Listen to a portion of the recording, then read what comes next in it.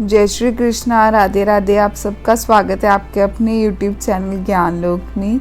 आप सभी को शरद पूर्णिमा की हार्दिक शुभकामनाएं। माता लक्ष्मी आप पे अपनी कृपा बरसाए। और अगर आप ये व्रत रख रहे हो तो आपको शरद पूर्णिमा की व्रत कथा अवश्य सुननी चाहिए।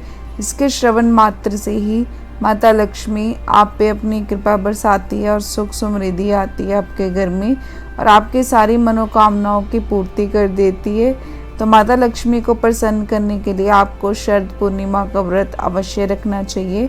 और इस दिन खीर खाने का भी बहुत ज़्यादा विशेष महत्व है।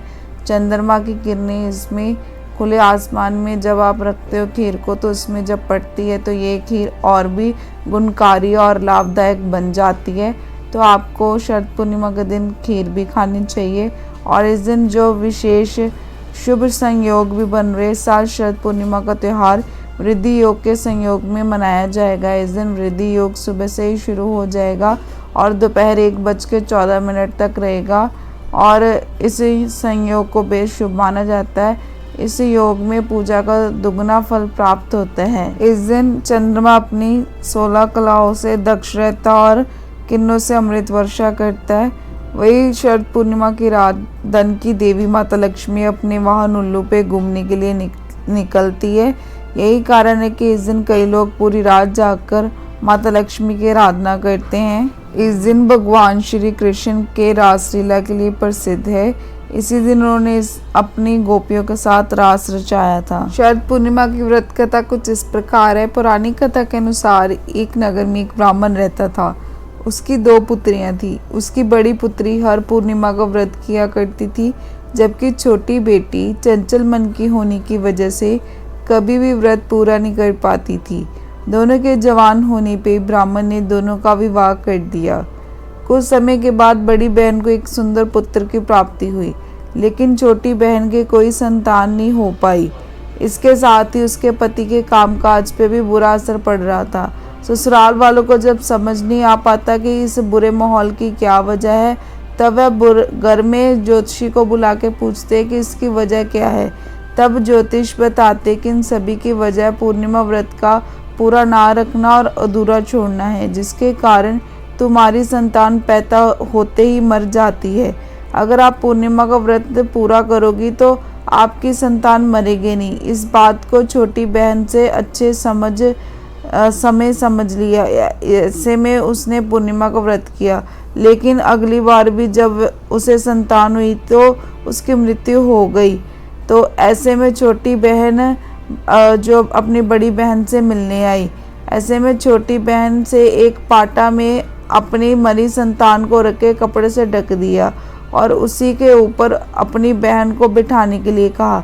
जैसे बड़ी बहन उसमें बैठने गई तो उसका वस्त्र बच्चे को छू गया और वह तुरंत ही रोने लगा।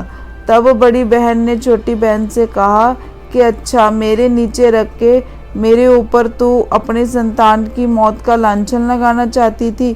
इस पे छोटी बहन से कहा कि बहन, मेरी संतान पहले ही मर चुकी थी, लेकिन तेरे पुण्य से वह दोबारा जीवित हो गई।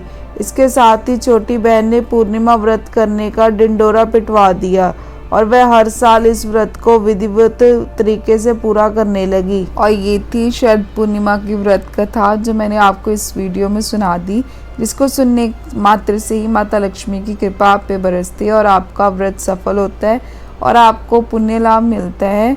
तो इस दिन चंद्रमा को कैसे अर्घ्य देना है, क्योंकि चंद्रमा को अर्घ्य देना भी बहुत ज़्यादा ज़रूरी है।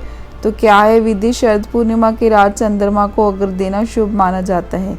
इसके लिए एक कलश या लोटे में जल भरे, उसमें थोड़ा सा कच्चा दूध, चावल, मिश्री, चंदन, सफ़ेद फूल डाले, स्नान करके स्वच्छ वस्त्र पहने और चंद्रोदय के बाद चंद्रमा की तरफ मुख करके जल अर्पित करे। धीरे धीरे दार बनाते हुए चंद्रदेव को अर्घ्य दे और जो मंत्र बोले, ओम श्री ही कली त्रिभुवन महालक्ष्मी अस्माकम दारिद्र्य नाशय पचूर धनम देहि देहि कली ही श्री ओम मंत्र का 108 बार जाप करे। और चंद्रमा को अर्घ्य देने के क्या है फायदे? नंबर 1 है मानसिक शांति। चंद्रदेव को अर्घ्य देने से मन की शांति और तनाव कम होता है। यह मन को स्थिरता, शीतलता और संतुलन देता है, जिससे व्यक्ति शांत और सकारात्मक महसूस करता है। नंबर 2 है स्वास्थ्य लाभ। चंद्रमा का संबंध शरीर के जल तत्व से है। अर्घ्य देने से मन और शरीर दोनों पर ठंडक का प्रभाव पड़ता है, जिससे सेहत अच्छी रहती है। नंबर 3 सुख शांति। चंद्र को अर्घ्य देने से घर परिवार में शांति बनी रहती है। यह आपसी संबंधों में मधुरता और समझ बढ़ाता है, जिससे जीवन में सौहार्द बना रहता है।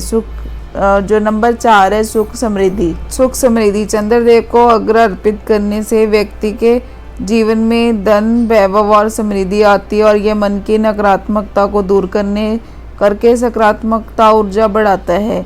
आगे है चंद्रदोष। जिनकी कुंडली में चंद्रदोष होता है उनके लिए अर्घ्य देना विशेष रूप से लाभकारी होता है। ये दोषों को शांत करता है और मानसिक अस्थिरता, चिंता जैसी समस्या को कम करता है। आगे है सौभाग्य में वृद्धि। चंद्रदेव को जल अर्पित करने से जीवन में शुभ चीजें होती है। यह सौभाग्य प्रेम और संबंधों में मधुरता का प्रतीक माना जाता है। ये थी जो शरद पूर्णिमा, जिसको कोजागरी और रास पूर्णिमा भी कहते हैं, उसकी व्रत कथा जो मैंने आपको इस वीडियो में सुना दी। और इसको सुनने मात्र से ही माता लक्ष्मी की कृपा आप पे बरसती है। वीडियो अच्छी लगी वीडियो को लाइक, और मेरे चैनल पे पहली बार आए तो चैनल को सब्सक्राइब किए बिना मत जाना। और वीडियो देखने के लिए धन्यवाद।